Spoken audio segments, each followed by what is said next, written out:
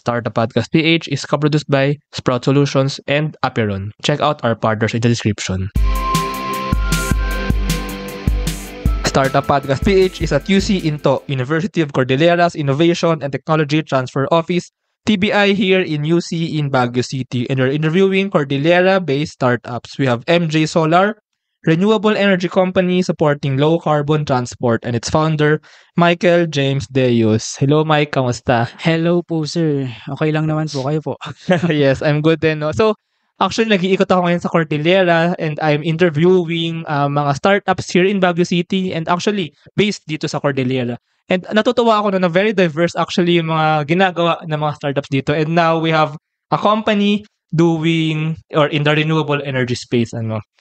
Yes po. So, actually, yung MJ Solar is, i-start ko lang siya dahil din sa project din namin dito sa UC noon, which is yung Project Sunshare.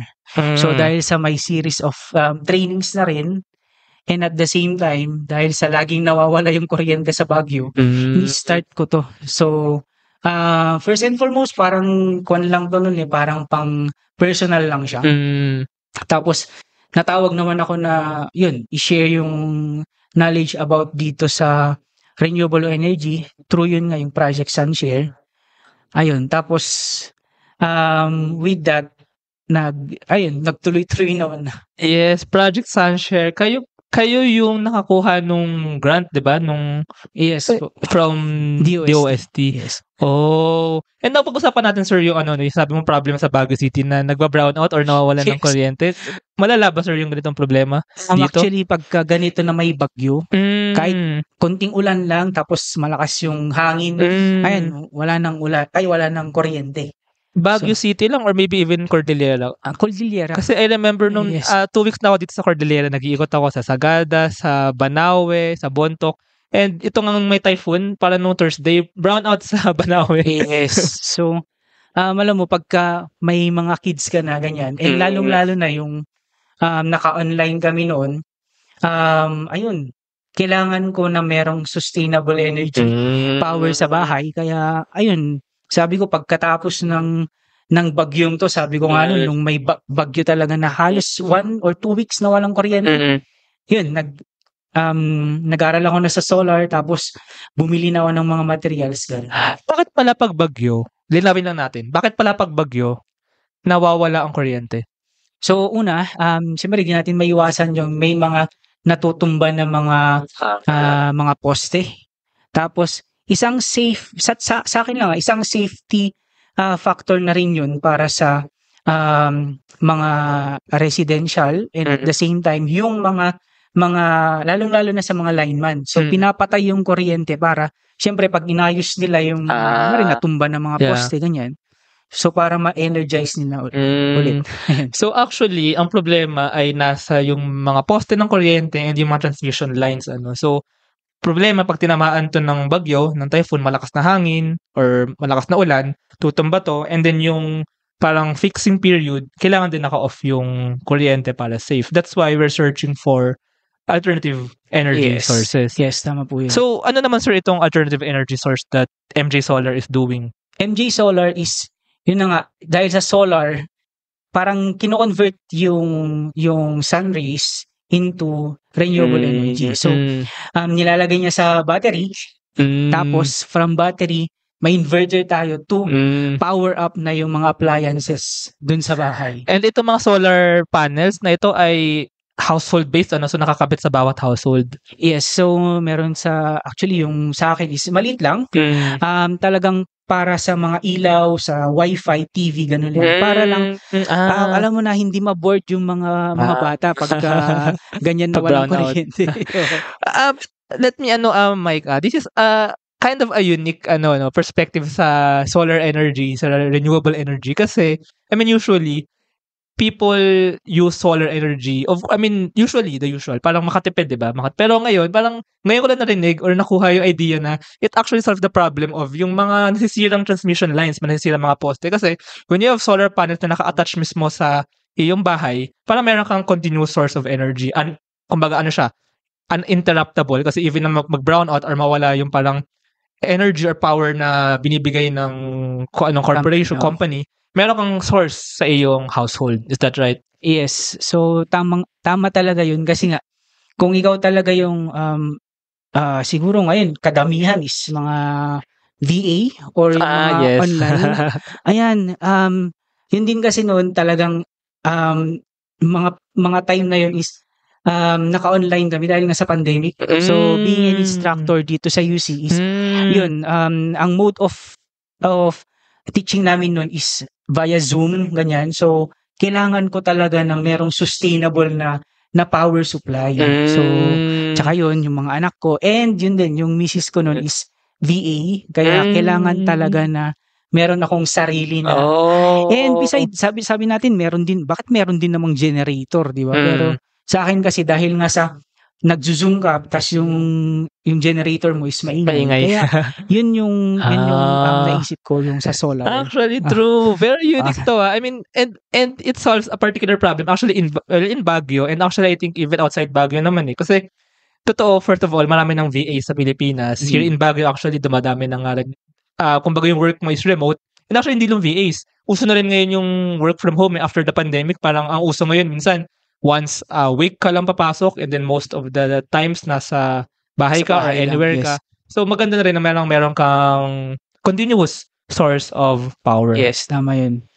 So napaka-convenient talaga na hindi mo na namamalayan na ay wala palang kuryente sa kapitbahay mo tas ikaw lang yung meron. Yung si Project Sunshare, what exactly siya?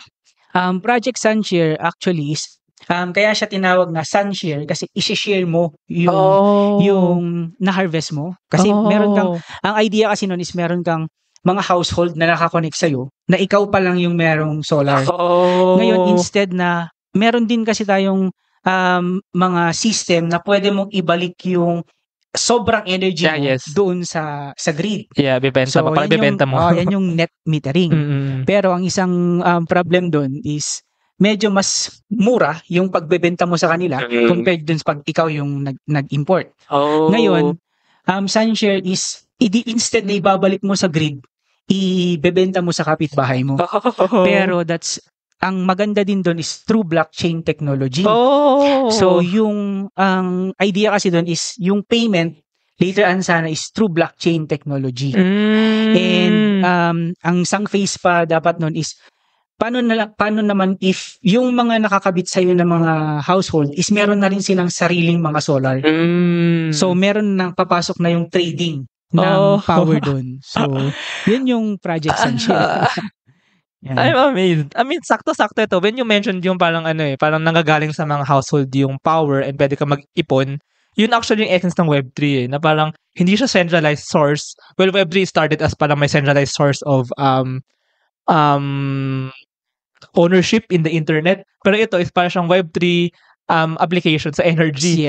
Imbis na centralized, nagagaling yung energy ng city sa isang company, sa isang grid, sa isang lugar, sa isang source, pwede na bawat household actually ay mag-ipon ng power sa solar battery and then if ever man may sobra, pwedeng i-share sa mga network, sa mga communities nila. Yun yung idea ng Sunshare. Amazing. How about naman pala yung low carbon transport? Ayun, so yung sa low carbon transport naman, actually yan is tinawag tayo ng City of Baguio as a consortium kasi may mga problems talaga dito sa Baguio na meron na pala sa mga school pero hindi na ilalabas. So yung mga problems ng Baguio naman, hindi nila alam na meron na palang ganong project. So kinuha tayo as to bridge the gap.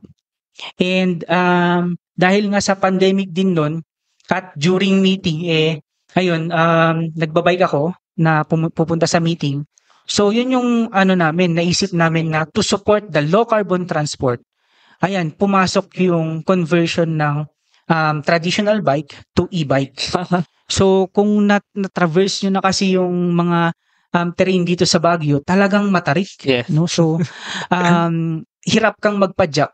Kaya sabi ko, why not put a DC motor dun sa traditional na bike para medyo mas madali yung pag-traverse dito sa terrain ng Baguio, sabi ko. Ito bang bike na ito ay solar, ano din, may solar power din? Hindi pa Hindi siya na. solar powered, pero ang kinaganda nun, to connect the two, yung sa solar is china-charge ko yung battery niya dun sa solar. So yun Okay. naman yun. Yes, actually pwede naman, pwede naman. So, kaya pala, so pwede siyang ano, umbrella company si MJ Solar. Yes. So, MJ Solar, do you manufacture? Do you produce the solar panel? Solar? Actually, nag-i-install lang tayo and at the Mm. same time, we can conduct training actually. Mm. So, kung papaano yung pagbuo ng system, Mm. ano yung mga, to educate as well. Mm. So, nung last Saturday, we are invited to talk about sa solar. Mm. So, ayun naman, through ICEP din. ICEP, sa San Fernando, La Union. Oh, Yes. so ngayon si MJ Solar, like saan kayo nag-i-install ng mga...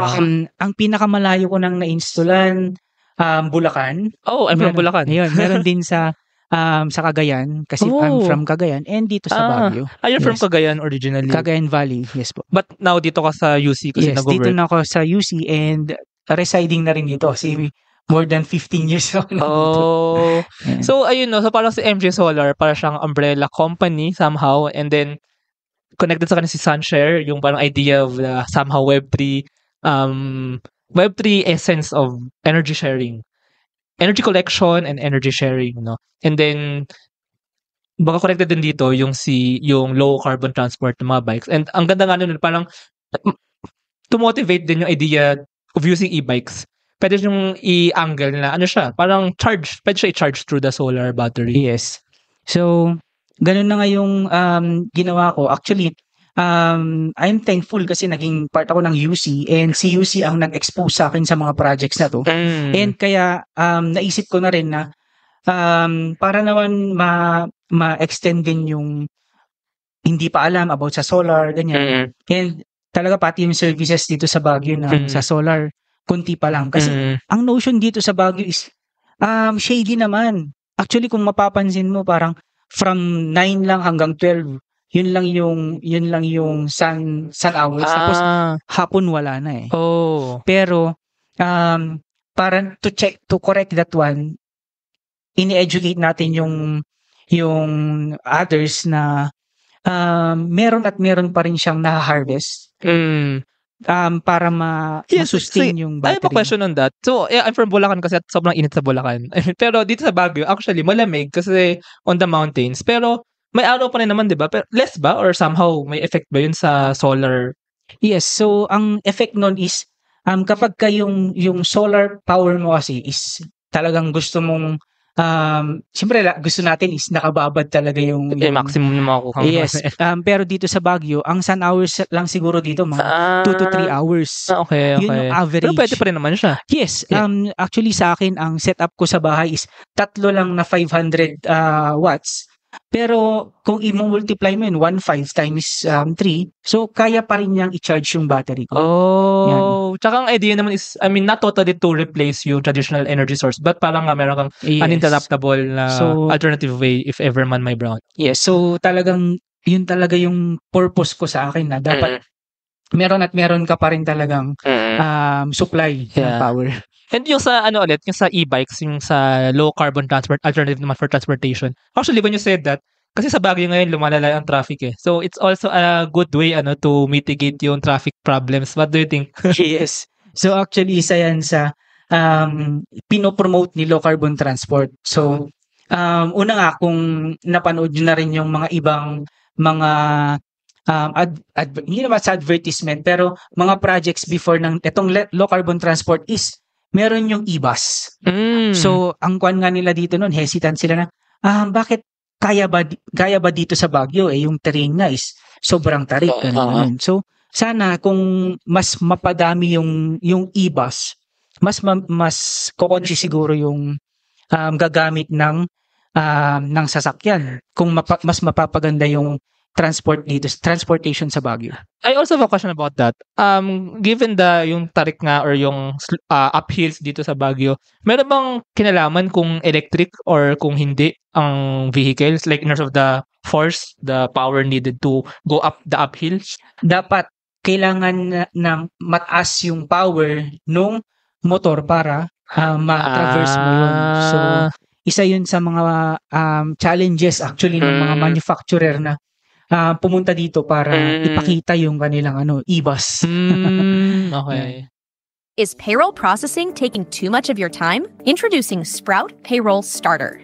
For as low as 5,000 pesos per month, you get a team of experts to help you with your payroll and HR needs. We'll help compute and process payroll, handle all your government compliance requirements, and automate timekeeping. Leave the payroll to us so you can focus on growing your business. Enjoy peace of mind with Sprout Payroll Starter.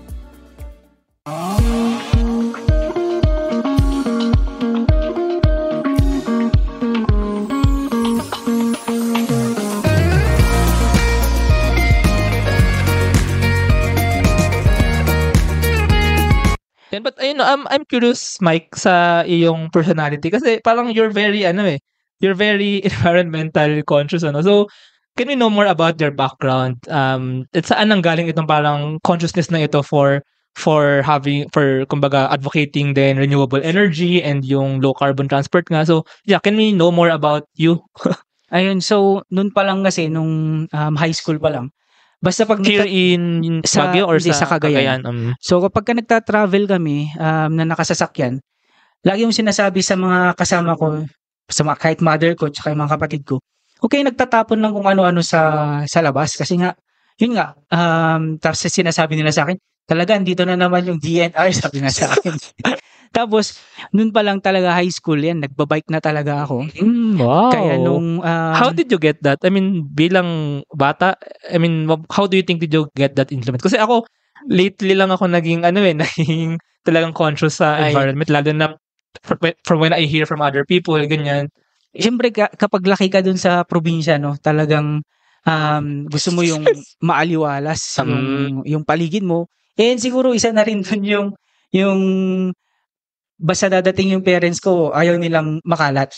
So, isa na yun. Tapos, yung pagbabike naman, nainggit lang ako actually sa mga taga doon na nagbabike. Tapos, kaya nung nandito na ako sa Baguio, sabi ko, gusto ko ding magkaroon ng bike. Tapos, nung na-realize ko na talagang challenging yung pagbabike dito, ang maganda kasi doon is, kahit na sobrang pagpapawisan ka, the moment na nag-stop ka, nare-refresh ka na agad. And dito kasi dahil sa uphill, so na-challenge ka pa. Tapos pagpababa na, dun naman yung parang recovery mo. Ayun. So siguro dun sa background ko, bakit ako kuan na ganun is health conscious din talaga ako dahil nga sa family namin is high blood. Merong history ng high blood. So gusto kong ma-maintain yung lifestyle ko. So through sa cycling, sabi ko, at least medyo mas mawawala yung risk ko sa ganun. And about dun sa renewable energy naman, lang talaga siguro, ang nag-push lang talaga sa akin dun is yung ayokong na-experience ng mga anak ko yung pag walang kuryente, nagmumuryot sila. Ako din lang yung namumroblema doon actually. So yun. Yeah, pero true ulit, cities in the Philippines gusto maging bikeable city. Now, especially after the pandemic. Pero like in Baguio nga na ganitong terrain, we need innovation actually for that. And continuing lang Mike. So then, how did you become a faculty here in UC? Actually, electronics engineer by profession. No? So, where did you study pala? SLU. Here in Baguio na. University. Okay. And nagturo din ako doon actually for 2 years. Tapos na-realize ko na para maging teacher ka ng electronics, dapat ma-experience mo rin yung sa industry.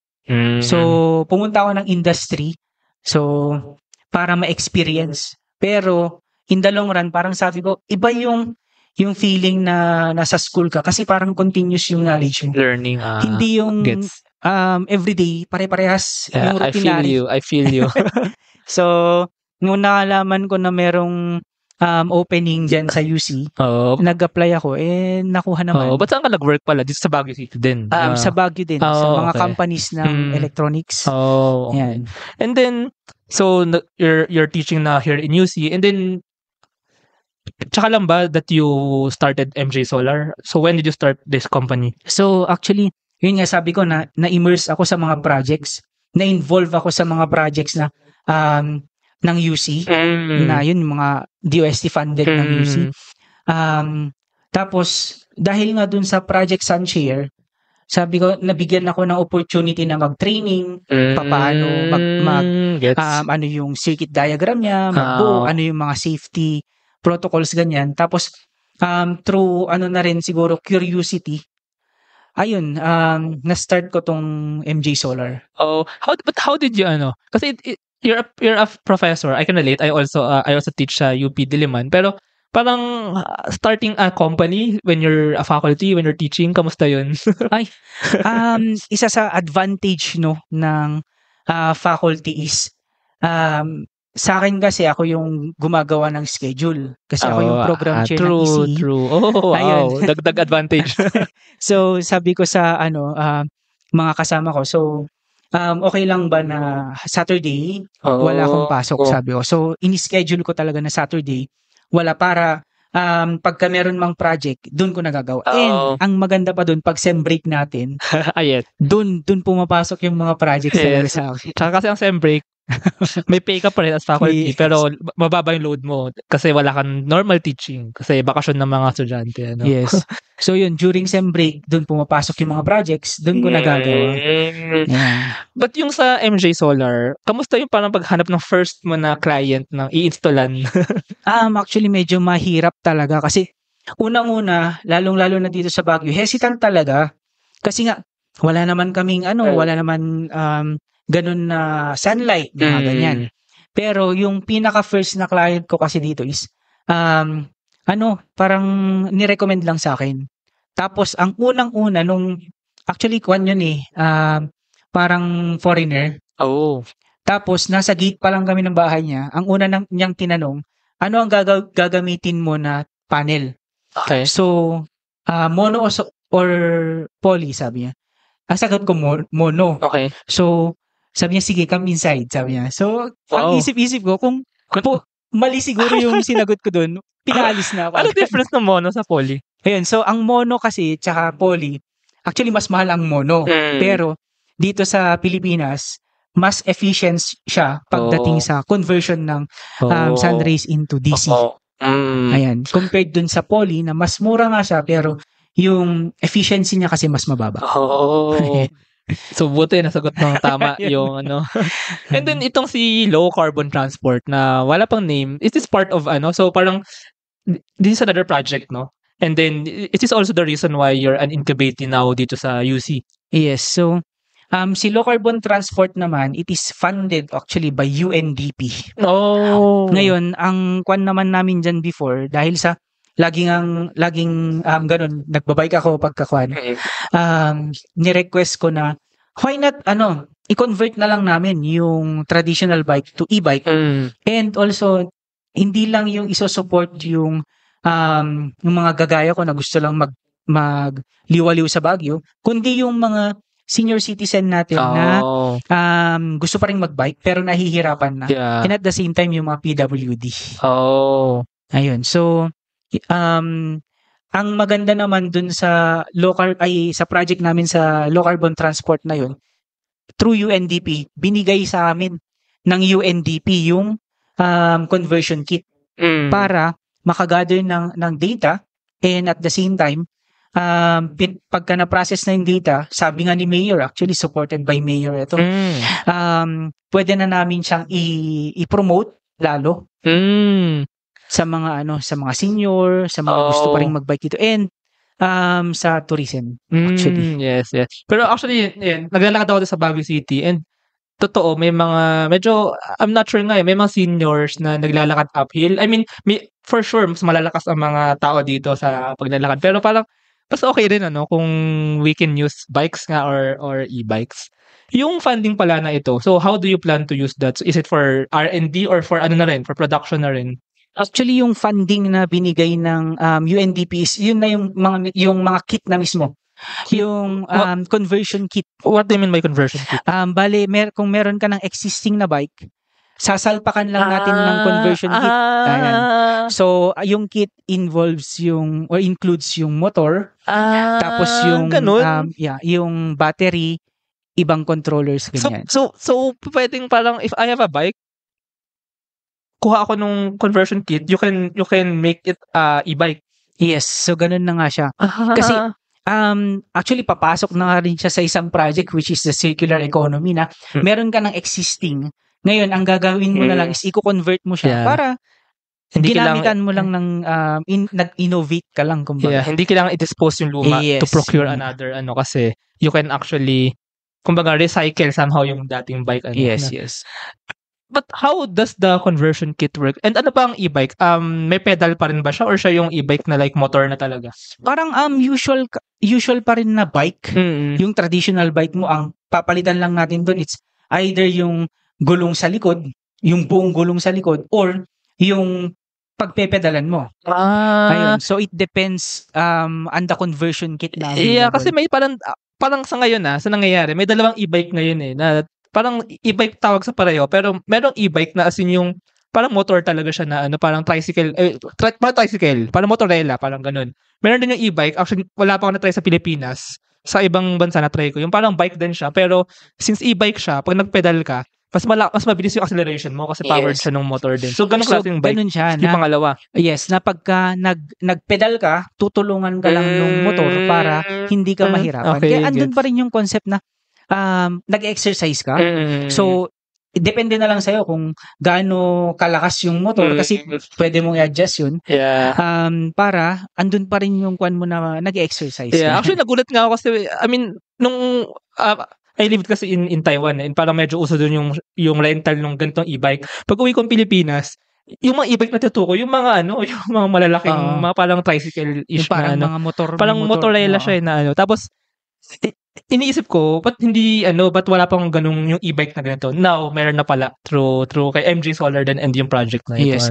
So, meron na actually sa yung nagkwan sa amin yan, nagbigay ng kit. Nag-supply sa amin ng kit is from Manila din. Pero ang kwan din niya is ganun din, nagko-convert lang siya nung mga dati na mga bike to e-bike. Pero dito sa Baguio, yun ang ito yung pinakauna actually. But actually, na-try ko na yung e-bike na yun. And I want to try here in Baguio City maybe soon. Pero parang pag nagpedal ka once lang or twice, umaandar ka na. Yes. May acceleration ka na kagad. So, pwede din siya na parang yung motor na may throttle lang siya. Pero, pwede din. Yes, pwede din siya. Pero mas kwan pa rin siya na ipepedal mo pa rin. So, pedal assist yung kwan natin doon. Well, pwedeng mixture nga, or depende sa'yo kung if you want more physical or if you want, pwede ka magtipid pero you use physical energy. Pero pwede kang full throttle. Parang nakamotor ka na rin lang. Pero super amazing yung sa amazing ako dun sa conversion kits na yun. But on a business sense, how do you see this? Parang do you see this na parang who will be the client then? Will it be the consumer, the tao mismo, or parang office sa Baguio City? Maybe, how do you see this on a business sense? Sa business sense, parang mas kwan siya individually. So, yung mga kwan pa rin, mga enthusiast pa rin siya sa pagbabike na gusto na, actually, ganun na ngayon parang mas gusto mo yung easy na lang siya, pero at least andun pa rin yung essence ng pagbabike. Akit kang Baguio from Manila, mag-e-bike ka. Yes. So, and pwede din na i-promote din natin to using yung sa mga sa tourism.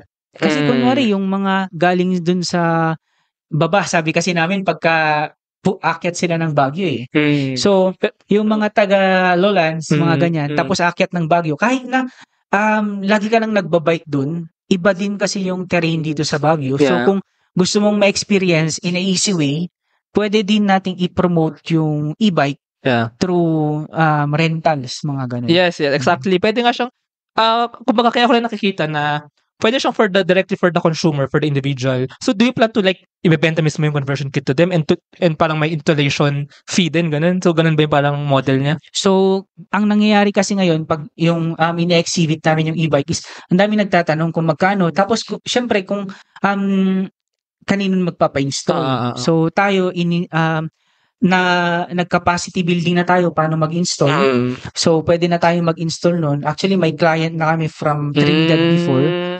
And, na-enjoy naman na niya yung e-bike niya. So parang solar, parang same sa solar, same sa solar na may, kumbaga yung ano mismo, yung item mismo and may installation. Dito same Yes. din no? May conversion kit and may installation Yes. fee din somehow. Yes. But kaya ko naisip yung like for the LGU kasi pwede nga siya na parang bike share project, no? What do you think about that?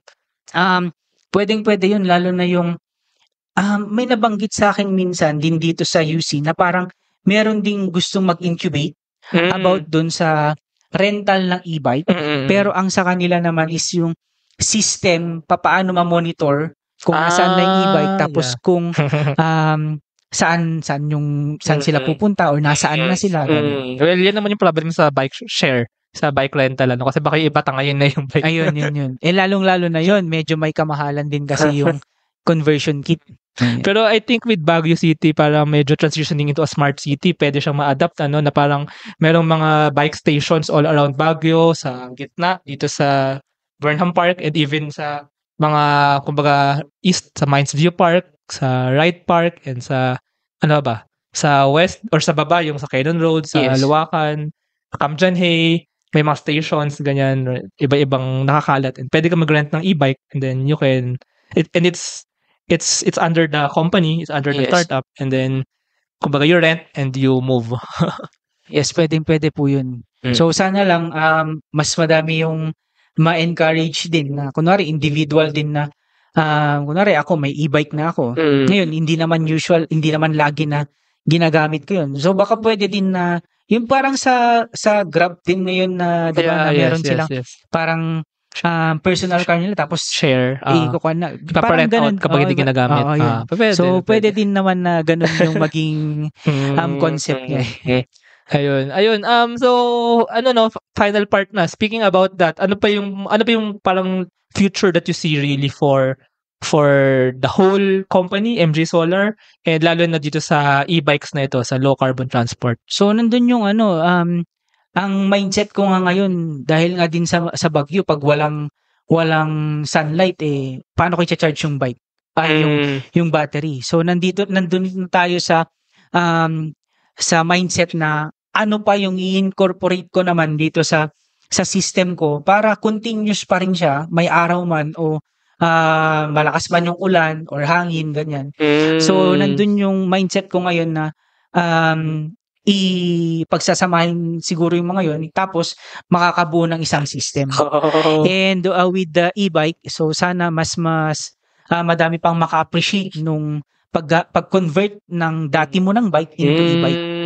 Yeah, but that's true. Nung ganun approach na yun, na parang kumbaga making your system resilient, depende rin talaga sa characteristic nung city and even ng Pilipinas. Kasi like where marami tayong mga problema sa power interruption, so kaya may ganyang new energy source. And then yung problem ng Baguio na terrain, although maganda ang klima sa Baguio, pero mahirap man magbike, so meron tayong solution for that. So basically, kung ano ba yung problema na meron dun sa city, that's what we're trying to work around and solve and innovate on.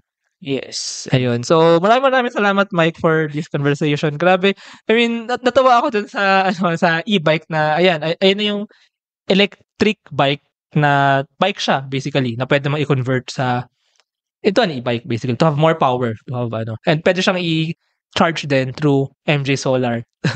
So if our listeners want to find more information about you, maybe gusto nila magpa-install ng solar, and or maybe gusto nilang i-convert yung bike nila into an e-bike, so how can they connect with you? Maybe meron ba kayong Facebook page or? Yes, so meron tayong Facebook page sa MJ Solar, so i-search nyo na lang yun. Or pwede din naman nila kami i-reach out dito sa UC para mas madali na lang. And hindi lang actually installation, so nandyan din yung training, pwede din tayo magpa-training. At the same time, para dun sa kung meron silang mga projects in line with solar or etong sa e-bike na to, pwede nyo kami i-reach out dito na lang sa UC. And minsan kasi, to see is to believe, pagdating sa e-bike, pinapatry din natin actually yung actual na unit para i-try muna before sila mag-invest para hindi naman sayang. Ayan. How much pala yung kit, yung conversion basically? Actually, yung conversion kit sa dati nasa 78,000. Oh. Pero ang kwan ko lang doon is overrated actually yung motor. Kaya na hanggang 750 watts dito sa Baguio. Yung 78 case, yung 1 kilowatt. Talagang pangkargo na yun actually. Pero yun yung binigay sa atin ng UNDP. And through evaluation kasi, talagang sabi ko medyo overrated. Kaya pwede tayong mas mababa hanggang 750 watts. Wait pala. So si UNDP nag-provide ng kits? Yes, si UNDP. Sino gumagawa? China manufacturer. Okay. So it's basically it's from them. Yes. Okay. So binigay lang sa atin for for deployment kumbaga dito, for use talaga for ano. So ayun. So, yun lang, kung gusto nila tayong i-reach out sa pwedeng sa UC na lang. Pwede silang mag-direct sa UC tapos tanungin na lang si Michael James Deus. So I'll put yung link ni MJ Solar tsaka ni UC into sa baba. And thank you so much, Mike. Okay. Thank you. Sige, thank you din, sir. Thank you po.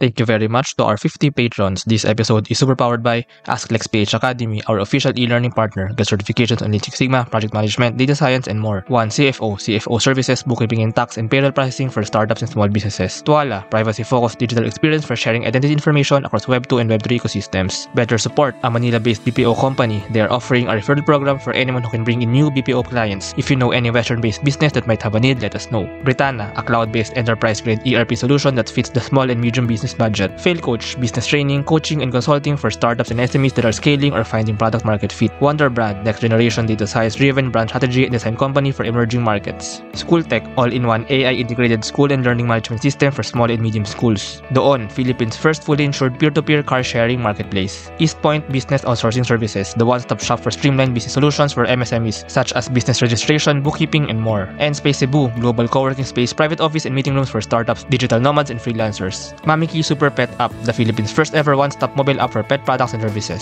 MarketMind Local, a digital marketing company focused in helping small and medium businesses. Mata Technologies, Philippines' premier provider of virtual tours and maps for LGU's real estate, tourism, and private businesses. Hire Business Solutions, provider of the most configurable cloud-based payroll system in the Philippines. Smile, consent-driven digital employment verification service to make smarter decisions faster. Vivico Technologies, IT solutions specializing in software development, blockchain smart contracts, digital wallets, and cybersecurity. Drive Manila, PH's largest peer-to-peer car rental community. Ignite Careers, career matching platform for Filipino talents and hiring companies in the outsourcing industry. Looking for buy and sell online with Sigurado sellers. NutriCoach, personalized nutrition and weight loss programs for you. Benjoy's Food Products, the home of premium bacon ends, tapa, and tocino. This episode is powered by Contact RFID Business Cards, Dohe Philippines, Edfolio, Hive Rooms, Kazam, Codesham, Jure.ph, Big Giant Games, Founders Launchpad, Packetworks, Uplift Codecamp, Pareto Consulting, Agile Data Solutions, Hassel PH, Board Prep, Zales, Sirius MD, Pahatid PH. Please support the podcast through the links in the description.